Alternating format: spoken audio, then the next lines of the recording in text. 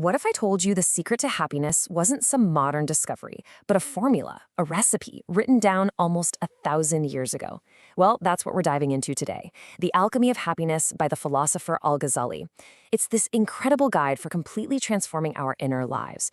You know, we all chase happiness, right? But what if it isn't something you find, but something you make? What if, like an ancient alchemist, you could follow a specific recipe to turn the, base metals of your everyday experience into the pure gold of real, lasting inner peace? So, our guide on this journey is this absolutely brilliant 11th century thinker, Al-Ghazali. Now, this guy wasn't just a philosopher. He was a theologian, a mystic, and just a super keen observer of the human condition. And in his masterwork, he doesn't lay out some vague theory. No, he gives us a practical prescription for what he called spiritual alchemy. So what exactly is this alchemy? Well, for Al-Ghazali, it's all about transformation. It's about taking the raw, often chaotic stuff of our human nature, our anger, our desires, and purifying it. He calls it the crucible of abstinence. The goal? It's to stop being a slave to our passions and instead develop these incredible, angelic qualities, to find true joy and a much higher purpose. Okay, so Al-Ghazali breaks this whole alchemy thing down into 4 key ingredients. Think of them as 4 areas of knowledge we need to master.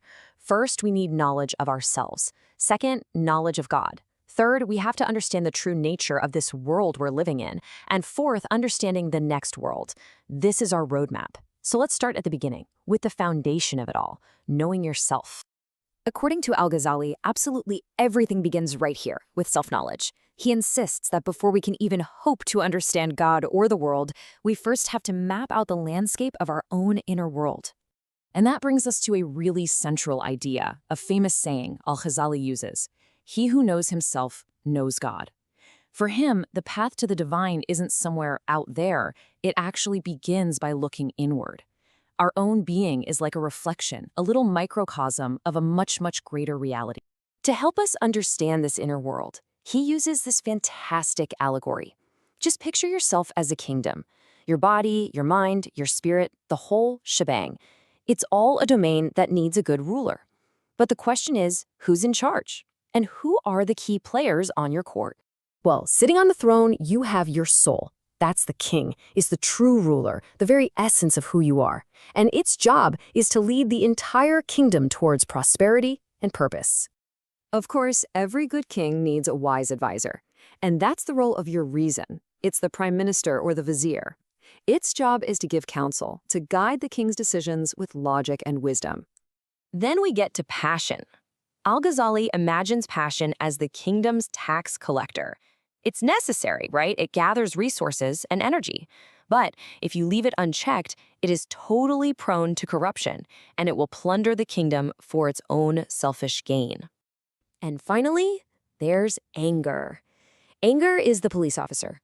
It's there to enforce the rules, to protect the kingdom. But it's also, inclined to be harsh, even brutal. So the king, your soul, has to keep it in check, only using it when it's absolutely necessary and never, ever letting it run wild. Because if that tax collector and the police officer team up and overthrow the prime minister, the whole kingdom falls into ruin. Okay, so after getting a handle on our inner kingdom, the next ingredient is understanding the world we live in. Al-Ghazali argues our whole perception of it is critical. Is this world our final destination, or is it just a temporary stop on a much bigger journey? And this slide just illustrates the 2 ways we can see it so brilliantly. On the left, you've got the world as a deception, a beautiful but dangerous sorceress, a shadow that's always slipping away. But on the right, you see its real purpose. It's a marketplace where we gather supplies for the next stage of our journey. It's a field where we grow the good deeds that will actually last. He tells this fantastic parable to really drive the point home. Imagine a ship docking at this beautiful island. The captain says, "Okay, everyone, you can go ashore, but don't take too long." The wisest passengers, they look around a little, then they hurry back to the ship and get the best seats. Others wander off, collecting shiny rocks and things, and they barely make it back in time, getting stuck in the cramped lower decks. But the last group, they get so lost in the island's beauty that they completely miss the call to return. The ship sails away without them, and they're left behind. That island, that's this world. The ship is our journey to the next.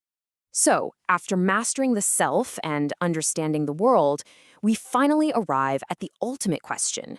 What's the goal of all this? What is the gold that this spiritual alchemy is actually supposed to produce? And this is absolutely crucial. The transformation is internal. It's all about taking those base metals of our animal nature, our unchecked passions, our raw anger, and transmuting them into the pure gold of spiritual connection. The goal isn't to destroy these parts of us, but to purify them, to master them. And this is what that gold looks like. It all starts by turning away from the temporary stuff of the world and toward the eternal. From there, it's about cleaning the heart from the rust of passion and desire. This is what allows us to see truth, which leads to the knowledge and love of God.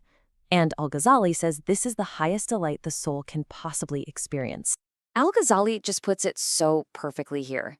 I mean, think about the pleasure we get from just understanding something complex, right? Like a game of chess or how the stars work. Now, imagine that feeling, but magnified infinitely. The delight that comes from knowing the highest possible reality. He argues that is the greatest joy a human being can ever achieve. So, where does this leave us? How can we take this 11th century wisdom and apply it to our own lives right here, right now? What's the real takeaway from Al-Ghazali's alchemy? You know, the Alchemy of Happiness isn't meant to be just some fascinating book you read. It's a manual for life. It's a direct, powerful call to look inward, to really examine who is ruling your inner kingdom, to question your relationship with the world, and to consciously choose what your ultimate purpose is going to be. And so we end with this question, and it's drawn from another one of Al-Ghazali's metaphors. He compares our body and all our worldly needs to a pilgrim's camel. The camel is essential for the journey, for sure, but if the pilgrim spends all his time just feeding and decorating the camel, the caravan is going to leave him behind. So the question for you is, what is the camel in your life that you spend all your time feeding? And what is your true pilgrimage?